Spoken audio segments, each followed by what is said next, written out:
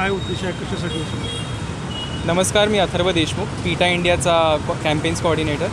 आज हा जो वीक आहे तो ॲनिमल राईट्स अवेअरनेस वीक म्हणून साजरा केला जातो आणि आज त्याचमार्फत आम्ही नागपुरात आलो आहे. आणि आज जसं की तुम्ही बघू शकता, आमचे जे कॅट आणि डॉग मॅस्कॉट्स आहेत ते आपल्या नागपूरच्या लोकांना या फळ्या थ्रू ॲनिमल बर्थ कंट्रोलचे ABC शिकवत आहेत.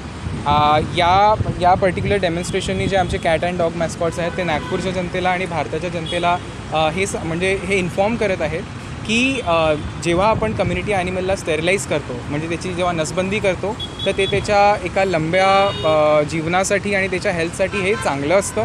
आणि प्लस जे होमलेस ॲनिमल क्रायसिस आहे, म्हणजे आज आपल्या भारताच्या रस्त्यांवर किमान 8 मिलियन कुत्रे आणि मांजरी ते फिरत असतात.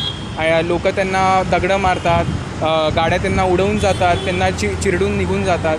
असे भरपूर सारे त्यांच्यासोबत दुष्परिणाम होऊन राहिले आहेत, त्यांना सहन करावं लागतं रस्त्यावर. तर हे जे ओव्हर पॉप्युलेशन आहे आणि जे होमलेस ॲनिमल क्रायसिस आहे, तर ते थांबवण्याकरिता सुद्धा स्टेरिलायझेशन हे खूप जास्त महत्त्वपूर्ण आहे.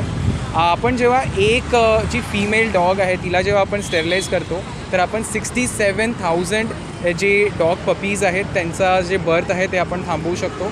आणि जेव्हा आपण एक फिमेल कॅटला आपण स्टेरिलाईज करतो, तेव्हा 4,20,000 तिचे जे किटन्स आहेत त्यांची बर्थ आपण थांबवू शकतो इन 7 इयर्स स्पॅन. तर हा इतका मोठा आकडा आहे आणि त्यामुळे जे ॲनिमल बर्थ कंट्रोल आहे किंवा स्टेरिलायझेशन आहे हे त्यामुळे खूप जास्त इम्पॉर्टंट होऊन जातं.